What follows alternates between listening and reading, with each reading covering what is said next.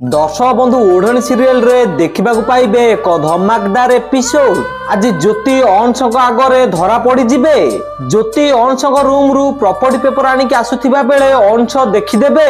घरे समस्ते सोई जाइथिबे। आउ ठीक सेही टाइम रे ज्योति अंश रूम को जिबे प्रॉपर्टी पेपर आनिबा पई। ज्योति अंश रूम को जाइकी देखिबे तो अंश सोई पड़िथिबे। तापर ज्योति डायरेक्ट जाइकी अंश रूम रे जो अलमारी थिबो से अलमारी की खोलिकी देखिबे।